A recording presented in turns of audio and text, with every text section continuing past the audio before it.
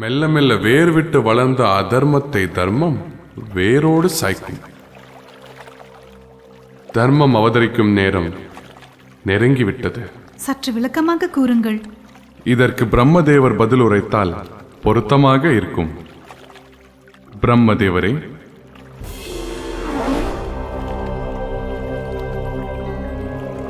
பிரம்மதேவரே, அதர்மத்தின் ரூபங்கள் அகிலத்தில் அடியெடுத்து வைக்கும் அகாலம் வந்துவிட்டதா? கம்சன் எனும் ராட்சசன் ஏற்கனவே அகிலத்தில் ஜனித்து விட்டான். மதுராவில் கம்சனின் கொடுங்கோல் ஆட்சி தொடங்கிவிட்டது. அவனது உச்சகட்ட குரூரம் அரங்கேறும் காலம் வந்துவிட்டது. இன்னொரு புறம் அத்தினாபுரத்தில் அதர்மம் ஜனிப்பதற்கான க்ஷணங்கள் தெரிய தொடங்கிவிட்டன. விஷவிருட்சமாக துரியோதனன் தோன்றப் போகிறான். அவனது நகல்களாக கௌரவர்கள் தோன்றுவார்கள். தர்மத்தின் ரூபங்களாக பஞ்ச பாண்டவர்கள் ஜனிக்கப் போகிறார்கள். அதர்மம் அரியணையேறும் காலத்தில் பரந்தாமனாகிய ஸ்ரீமன் நாராயணன் பூலோகத்தில் அவதரிப்பார். உங்கள் பதியை தொடர்ந்து தேவியர்கள் ஆகிய நீங்களும் பூலோகத்தில் ஜனனம் எடுக்கப் போகிறீர்கள். அதற்கான காலம் நெருங்கிக் கொண்டிருக்கிறது.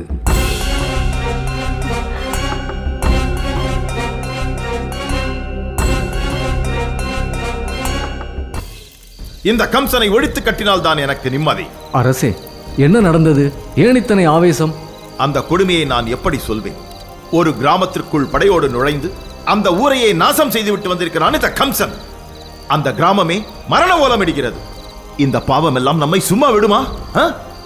இவன் செய்யும் அட்டுழியங்களுக்கு நான் தலை குனிந்து நிற்க வேண்டியிருக்கிறது. இவன் செய்யும் பாவங்களுக்கு நான் பரிகாரம் தேட வேண்டியிருக்கிறது. இவனை இப்படியே விட்டு வைத்தால் மதுரா தேசத்தையே மயானமாக்கி விடுவான். இதற்கெல்லாம் ஒரு முடிவு கட்டி ஆக வேண்டும். அரசே, சற்று அமைதி காக்க வேண்டும். நாம் தேவகியின் திருமணத்தை நிச்சயம் செய்திருக்கிறோம் என்பதை தாங்கள் மறந்துவிடக்கூடாது. திருமணம் நல்லபடியாக நடக்க வேண்டுமென்றால் தாங்கள் பொறுமை காப்பது அவசியம்.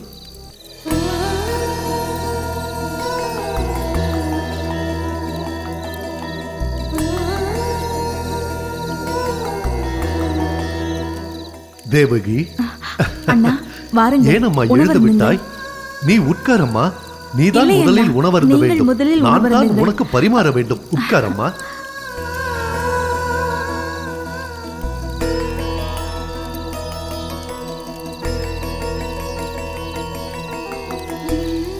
நீங்கள் சொல்வதும் சரிதான். தேவகியின் திருமணம் முடியட்டும். அடுத்த நாளே இந்த கம்சனை நாட்டை விட்டே துரத்துகிறேன். இந்த கொடுங்கோலன் ஒழிந்தால்தான் மதுரா தேசமே நிம்மதியாக இருக்கும். ஏன் இந்த சிரிப்பு? ஊரையே நாசம் செய்த அந்த கொடுங்கோலன் தான் இங்கே தாய்மையின் மறு உருவாக இருக்கிறான். அக்ரூவரே, என்ன சொல்கிறீர்கள்? சொன்னால் உங்களுக்கு புரியாது. நீங்களே நேரில் வந்து பாருங்கள். வாருங்கள்.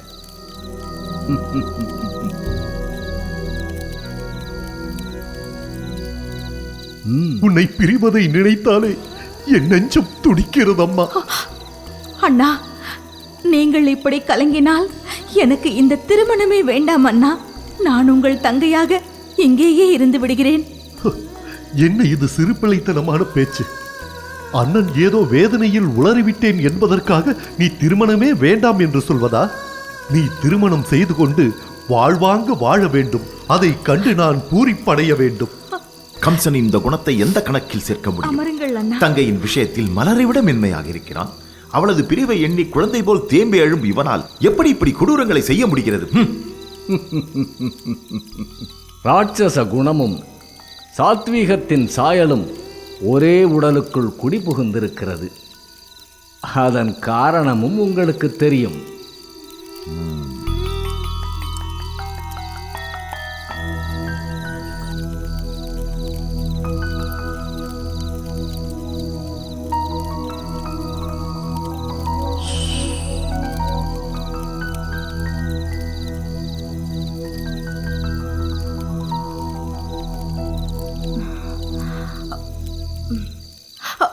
அண்ணா, தாங்கள் ஏன்? தேவகி, நீ உறங்கம்மா. நீ உறங்கு. நான் விசிறி விடுகிறேன்.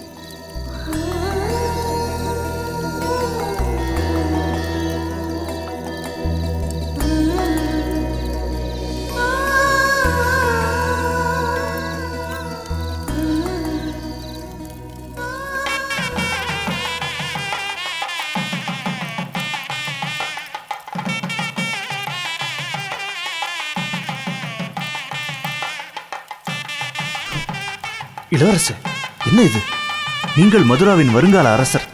நீங்கள் எனது பாதங்களை கழுவலாமா?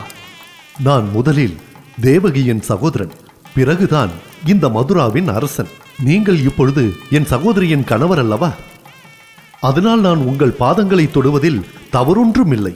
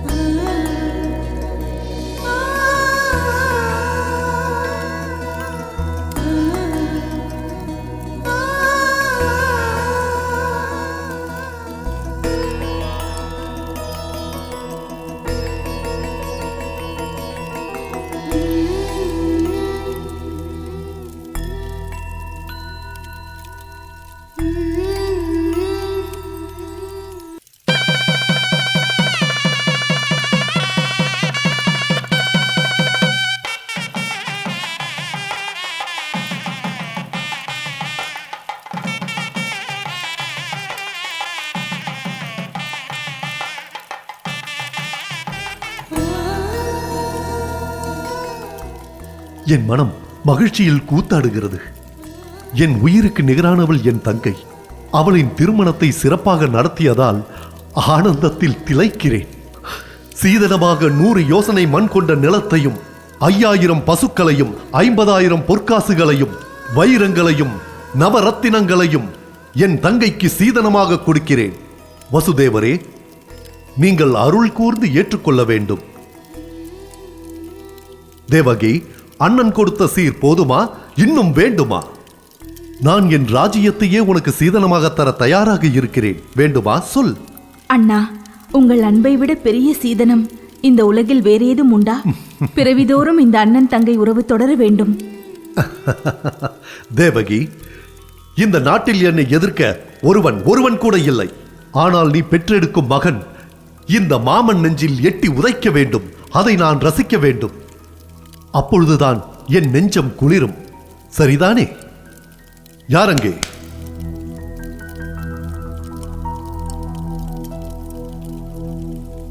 கொடூர குணம் படைத்த கம்சனின் உள்ளத்தில் இவ்வளவு பாசமா? இரத்தத்தையே பார்த்து ரசித்துக் கொண்டிருந்த அவனது கண்களில் இன்று கண்ணீர் விடுகிறதே. கம்சன் மற்றவர்களுக்குத்தான் கொடுங்கோலன், ஆனால் தேவகிக்கு அவன் தெய்வம். தங்கைக்காக தன் உயிரையே தருவான். சற்று முன் கேட்டீர்கள் அல்லவா? என்னை கூட கலந்தாலோசிக்காமல் தங்கைக்காக நாட்டையே தாரை வார்க்க தயாராகிவிட்டான். அதிசயம்தான். அன்பென்னும் அபூர்வ மலர் அவன் மனதிற்குள் பூத்து குலுங்குகிறது. முள்ளும் விஷமும் நிறைந்த கள்ளிச் செடியில்தானே வாசனை நிறைந்த அகில் பிறக்கிறது. உண்மைதான்.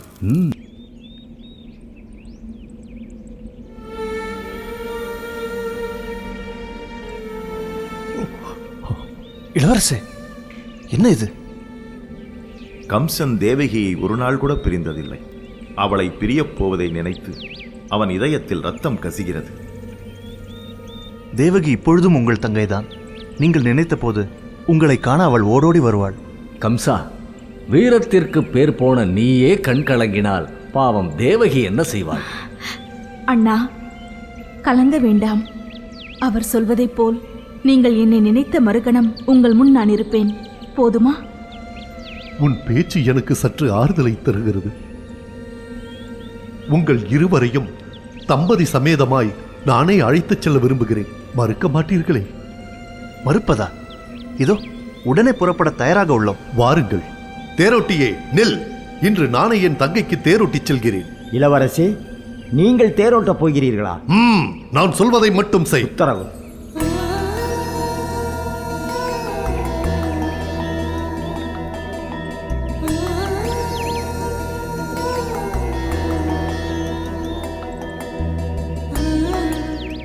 வசுதேவரே, இன்று என் தங்கைக்காக நானே தேரோட்டி செல்கிறேன். இந்த தேரோட்டிக்கு எதற்கு மணிமகுடம்? ஹஸ்தி, பிராப்தி.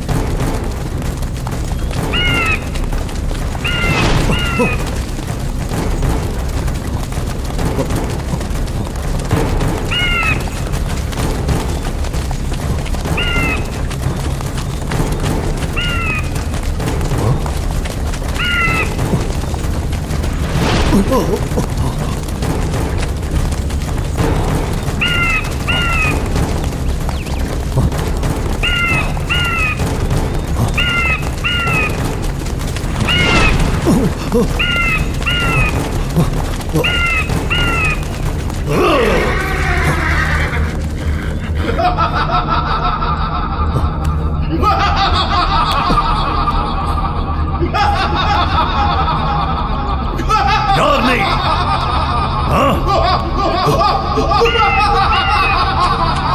வா வா.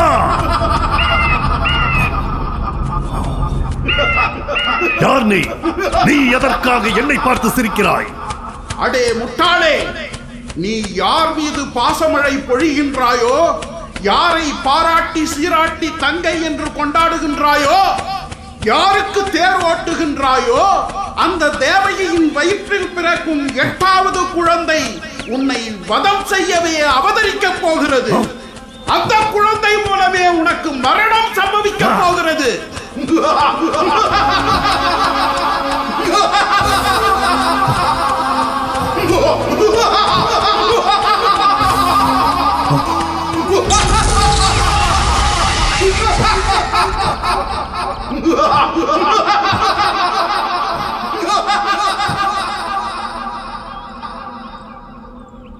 அண்ணா, என்னவாயிற்று? ஏன் ஒரு மாதிரியாக நடந்து அண்ணா? மைத்துனரே! அண்ணா, என்னவாயிற்று உங்களுக்கு? ஏன் இப்படி நடந்து கொள்கிறீர்கள்? நான் உங்கள் தங்கை என்பதை மறந்து விட்டீர்களா? நீ என் தங்கையா?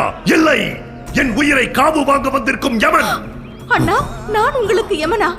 ஐயோ, மைத்துனரே, என்ன இது? இதுவரை அன்பின் ஊற்றாக இருந்த நீங்களா உங்கள் தங்கையை கொல்ல துணிந்து விட்டீர்கள்?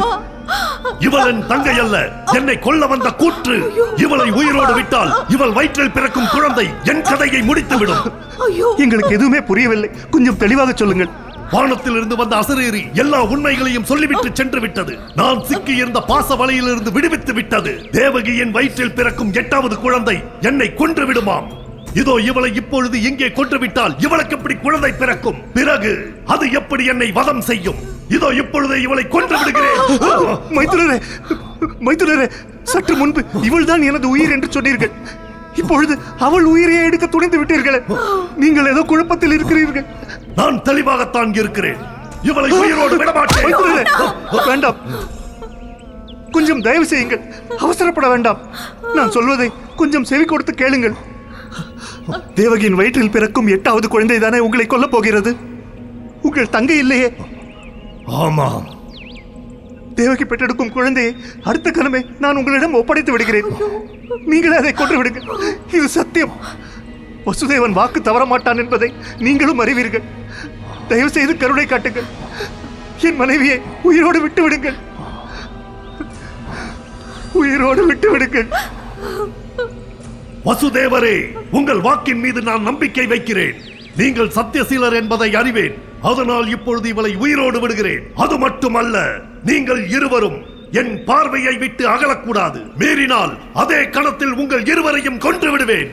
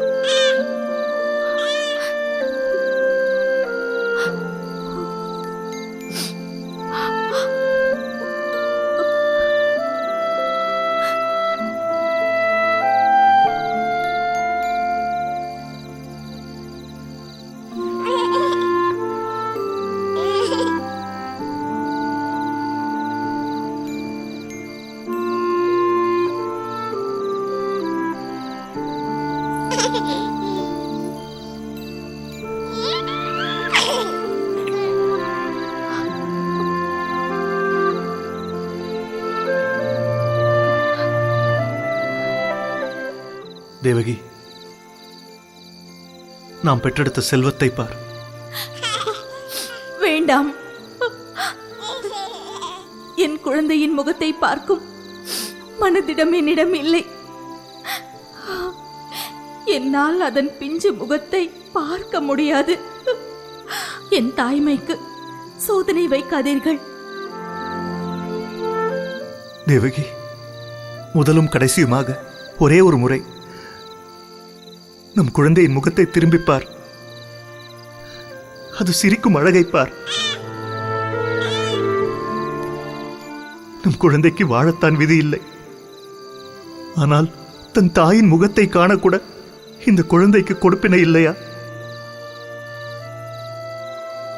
அது அப்படி என்ன பாவம் செய்தது? ஐயோ, என்னை கொல்லாமல் கொல்லாதீர்கள்.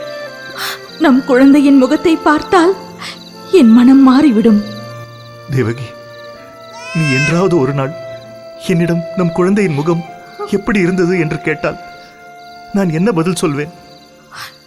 நம் குழந்தையின் முகத்தை பார்த்தால் அதன் முகம் என் இதயத்தில் அழிக்க முடியாத ஓவியமாக பதிந்துவிடும். காலமெல்லாம் அந்த சித்திரம் என் கண் முன்னே தோன்றி என்னை சித்திரவதை செய்யும். வேண்டாம். குழந்தையின் முகத்தை பார்ப்பதற்கே நீ அஞ்சுகிறாய். என் நிலைமையை பார்த்தாயா? என் கண் முன்னே இந்த குழந்தையை உன் அண்ணன் கொலை செய்வார். அது துடி துடித்து உயிரை பறிகொடுக்கும் காட்சியை நான் உயிரற்ற ஜடம் போல் நின்று வேடிக்கை பார்க்க வேண்டும். பெற்ற குழந்தையின் உயிரை காப்பாற்ற வழி தெரியாத தந்தை நான். நில்லுங்கள்.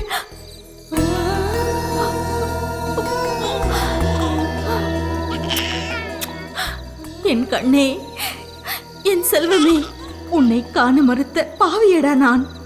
பெற்ற பிள்ளையின் முகத்தில் விழிக்க மறுத்த எனக்கு மோட்சம் கிட்டுமா? என் கட்டி தங்கமே, என்னை மன்னித்து விடு, என்னை மன்னித்து விடு. தேவகி, இந்நேரம் உன் அண்ணனுக்கு குழந்தை பிறந்த தகவல் போயிருக்கும். நான் உடனே குழந்தையை அவரிடம் கொண்டு செல்ல வேண்டும்.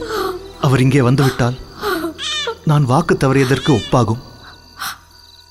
உலகத்தில் எந்த தாய்க்கும் இப்படி ஒரு கொடுமை நேர்ந்திருக்குமா? நீ பிறந்ததும் உன்னை ஒருவன் கொலை செய்து விடுவான் என்பதை அறிந்தே நான் 10 மாதம் என் வயிற்றில் சுமந்திருக்கிறேன். என் உயிரே, நமக்கு அழக்கூட அவகாசம் கிடையாது. நான் புறப்படும் நேரம் வந்துவிட்டது. குழந்தை, ஒருவேளை என் அண்ணன் மனமிறங்கி நம் குழந்தையை உயிரோடு திருப்பி தந்துவிட்டால்? வீணாக ஆசையை மனதில் வளர்த்துக் கொள்ளாதே. மனதை கல்லாக்கிக்கொள். அதுதான் நமக்கு நல்லது. குழந்தையை கொடு. முடியாது. என்னால் என் குழந்தையை கொடுக்க முடியாது. என்ன இது தேவகி? குழந்தை பிறந்தவுடன் அதை உன் அண்ணனிடம் கொடுத்து விடுவதாக வாக்கு கொடுத்திருக்கிறோம். மறந்து விட்டாயா? வாக்கை விட எனக்கு என் குழந்தையை பெரிது. என்னை மன்னித்து விடுங்கள். உயிரை விட கொடுத்த வாக்குதான் முக்கியம்.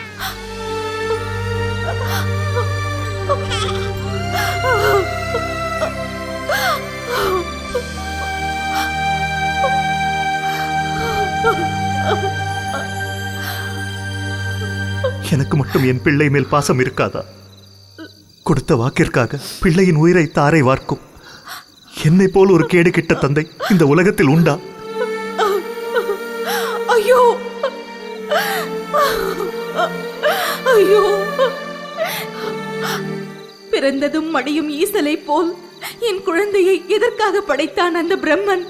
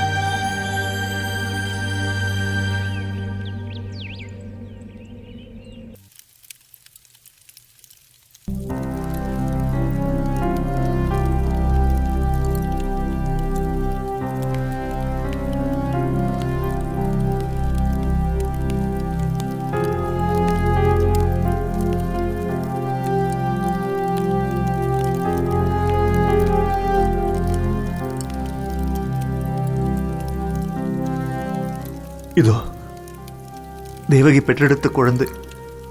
நான் செய்து கொடுத்த சத்தியத்தின்படி இந்த குழந்தையை உங்களிடம் ஒப்படைக்க வந்துள்ளேன்.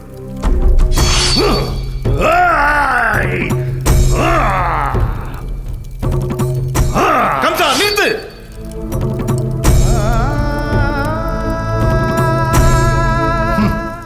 உங்களின் சத்தியத்தை காக்கும் மாண்பு என்னை வியக்க வைக்கிறது. நான் உங்களை உறுதியாக நம்புகிறேன். இப்படி ஒரு சத்தியவானுக்கு என் தங்கையை மணமுடித்து கொடுத்ததற்காக நான் பெருமைப்படுகிறேன். ஆனால் உறவாட வேண்டிய நாம் பகையாளிகளாக நிற்கின்றோம். விதி நம்மோடு விளையாடி விட்டது. குழந்தை பிறந்ததும் உங்கள் மனம் மாறிவிடும் என்றுதான் நான் நினைத்தேன். நீங்களோ கொடுத்த வாக்கை காப்பாற்ற குழந்தையோடு என்னை தேடி வந்திருக்கிறீர்கள். உங்கள் நேர்மையை நான் மதிக்கிறேன். தேவகியின் வயிற்றில் 8ஆவதாக பிறக்கும் குழந்தை தானே எனக்கு யமன். இந்த குழந்தை பிழைத்து போகட்டும். நீங்கள் 8ஆவது குழந்தையை என்னிடம் கொண்டு வந்து ஒப்படைத்தால் போதும். உங்கள் தயவிற்கு நன்றி. என் குழந்தையும் உங்களுக்கு என்றும் நன்றி கடன் பட்டிருப்பான். குழந்தையை உயிரோடு கொண்டு வந்தால் தேவகி மகிழ்ந்து போவாள். நான் வருகிறேன்.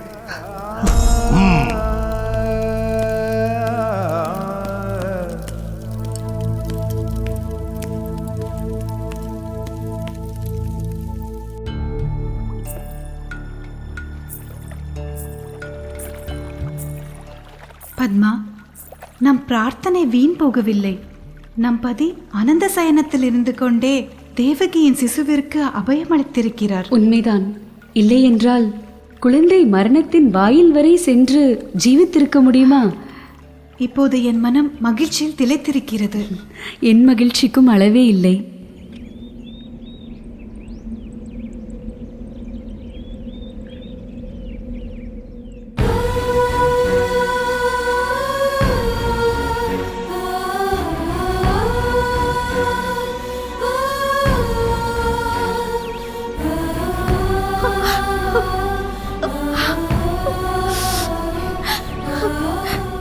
என் கண்ணே, என் செல்வமே, உன்னை மீண்டும் நான் காண்பேன் என்று என் கனவிலும் நினைக்கவில்லை.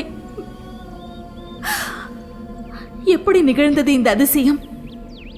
என் அண்ணனை பற்றி எனக்கு தெரியும். என் கண்ணில் தூசி விழுந்தாலே அவர் துடித்து விடுவார்.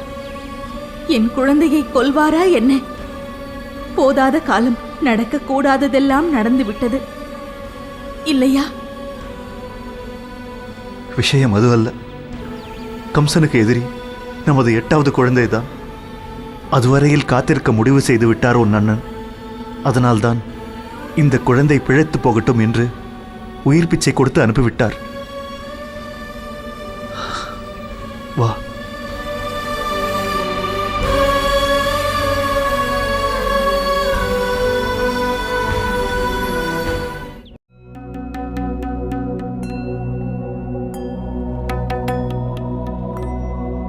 நாராயண நாராயண.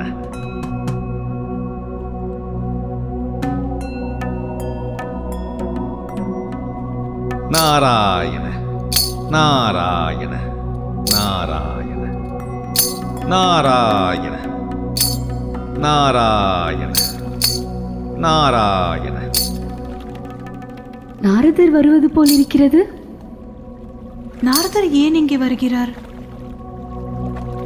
நாராயண நாராயண நாராயண. பத்மா, நாரதர் இங்கே வருகிறார். தேவகியின் விஷயத்தை பற்றி இப்போது பேச வேண்டாம்.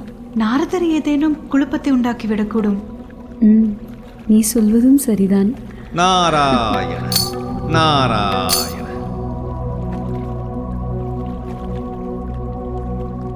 நாராயண.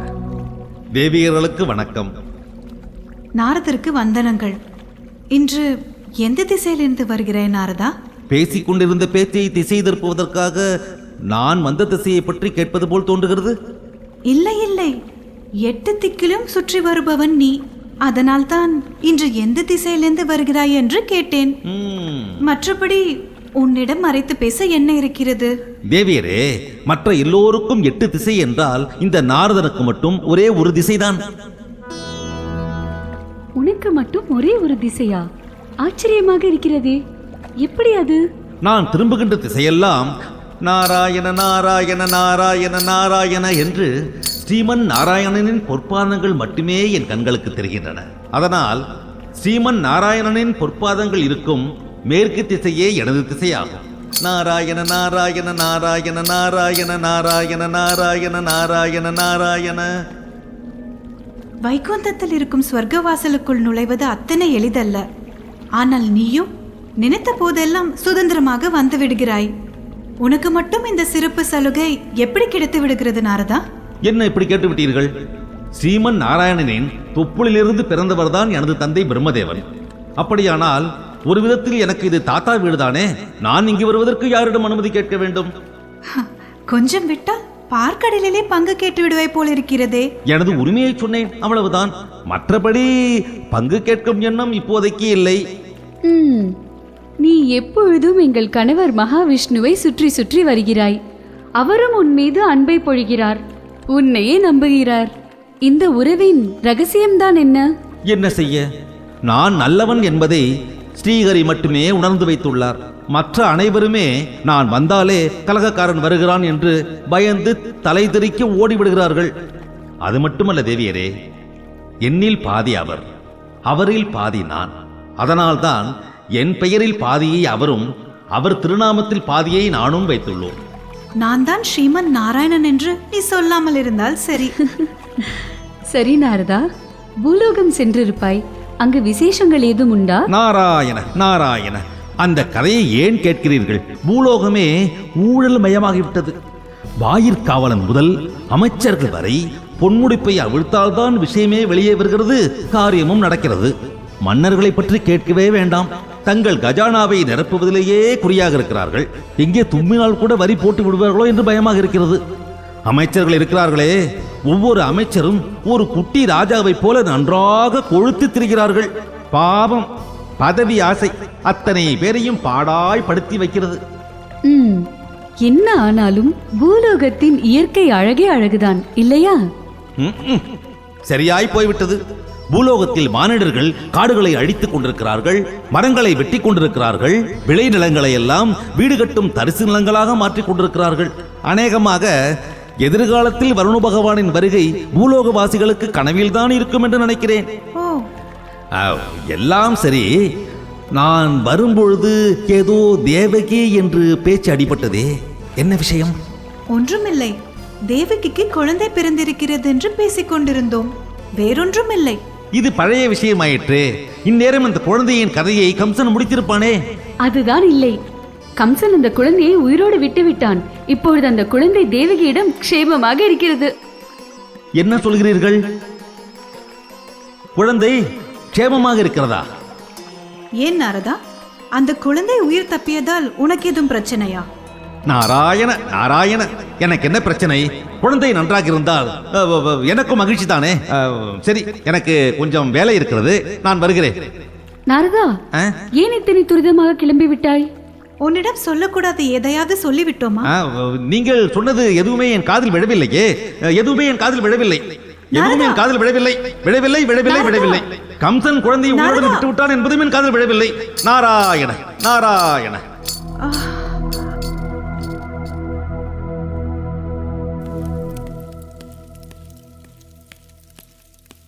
வணங்குகிறேன் அரசே. நமது தர்பாருக்கு தேவலோகத்திலிருந்து நாரதர் வந்திருக்கிறார். என்ன, நாரதர் நம் சபைக்கு வந்திருக்கிறாரா? அவரை அன்போடு அழைத்து வாருங்கள். நாரதருக்கு இங்கு என்ன வேலை? எதற்கும் நாம் எச்சரிக்கையாக இருக்க வேண்டும். நாரதர் வந்தால் கலகம் தோன்றும், இது அனைவரும் அறிந்ததே. ஆனால் முடிவு நிச்சயம் நன்மையாகத்தான் முடியும். அழைத்து வாருங்கள். அப்படியே செய்கிறேன்.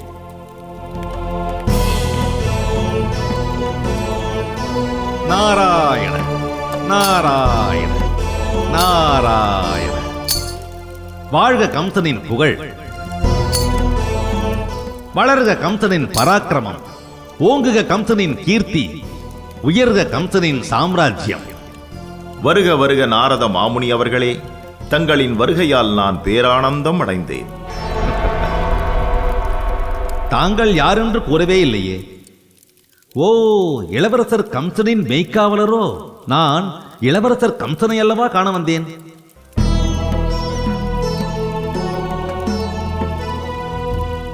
நாரதர் குறும்புக்காரர் என்று கேள்விப்பட்டிருக்கிறேன். அதை இன்றுதான் நேரில் காண்கிறேன். நானும் ஒரு விதத்தில் காவலன்தான். கம்சனுக்கல்ல, மதுரா தேசத்து மக்களின் காவலன் உக்கிரசேனன். ஓ, நீங்கள் தான் மதுரா தேசத்தின் காவலன் உக்கிரசேனனா? உங்கள் புதல்வன் கம்சனின் புகழ் ஓங்கி இருப்பதால் நீங்கள் இருக்கும் இடமே தெரியாமல் போய்விட்டது. என் மகனை புகழ்கிறீர்கள், அதில் எனக்கு சந்தோஷம்தான். சற்று பொறுங்கள், தங்களின் புதல்வரை வாயார புகழ வேண்டும். உங்கள் வருகையை நான் ஒன்றும் எதிர்பார்க்கவில்லை. எப்பொழுதும் எதிர்பார்க்கும் பொழுது நாரதர் வருவதில்லை. சுற்றி வளைத்தே பேசுபவர் நீங்கள். ஆமாம், உங்கள் வருகைக்கு காரணம்? நீங்கள் சொல்வதையெல்லாம் பார்த்தால் நான் ஏதோ கலகம் செய்வதற்காக வந்திருப்பது போலல்லவா தோன்றுகிறது. அதில் என்ன சந்தேகம்? உங்கள் தொழிலே அதுதானே. தங்கள் நலம் நாடியே நான் இங்கு வந்திருக்கிறேன். நல்லதுக்கே காலமில்லை. நாம் சந்தேகப்பட்டது சரியாகத்தான் இருக்கிறது. இல்லை என்றால் நாரதர் ஏன் நம் புகழை பாட வேண்டும்? இன்று அவரது இலக்கு நான் தான் போல் இருக்கிறது. தங்கைக்காக உயிரையும் விட துணிந்தவர் அல்லவா நீங்கள்? தங்களை எப்படி பாராட்டினாலும் தகும். நான் உயிரை விட துணிந்தேன் என்று உங்களிடம் யார் சொன்னது? இதை யாராவது சொல்லித்தான் தெரிந்து கொள்ள வேண்டுமா என்ன? அதுதானே நடக்கப் போகிறது. நாரதரே, தாங்கள் வெளித்தோற்றத்தில் தான் கோபக்காரர். உண்மையில் தங்கள் மனம் கருணையால் நிரம்பி வழிகிறது. தங்கள் உயிரை காவு வாங்க வந்திருக்கும் யமன் என்று தெரிந்திருந்தும் தங்கையின் மீது உள்ள பாசத்தால் அவள் குழந்தையை கொல்லாமல் விட்டு வைத்திருக்கிறீர்களே. ஆஹா ஆஹா, நீங்கள் கருணையின் கடல், பொறுமையின் சிகரம், தியாகத்தின் திருவுருவம். இன்னும் இன்னும் தங்களை பாராட்ட வார்த்தைகளை தேடுகிறேன், கிடைக்கவில்லை. நாரதரே, என் பொறுமையை சோதிக்காதீர். என் தங்கையின் வயிற்றில் பிறக்கும் 8வது குழந்தை தானே எனக்கு யமன். மற்ற குழந்தைகளை கொல்வதென்றால் என் வீரத்திற்கு இழுக்கு. அதனால் தான் அதை உயிரோடு விட்டுவிட்டேன்.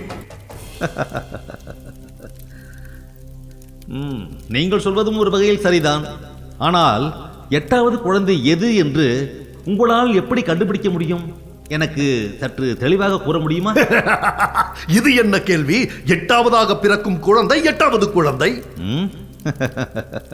அப்படியா? அது தங்களின் கருத்து. ஆனால் அதில்தான் எனக்கு சந்தேகம் உள்ளது. தீர்த்து வைக்க முடியுமா? கேளுங்கள். நாராயண,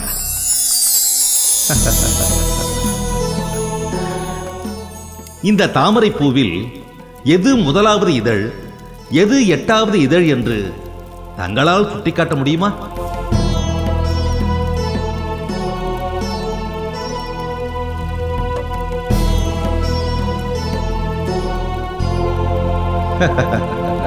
நாராயண,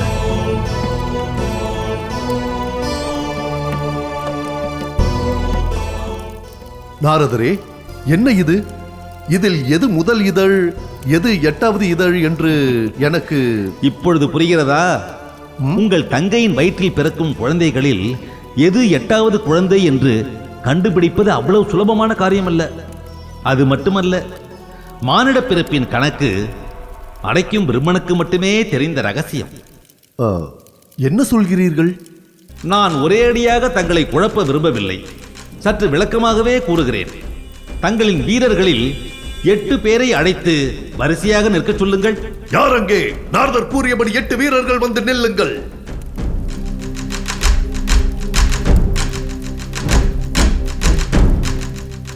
இளவரசே, இதில் 8வதாக வந்த வீரரை தங்கள் அருகே அழையுங்கள். 8வது வீரனே, வா.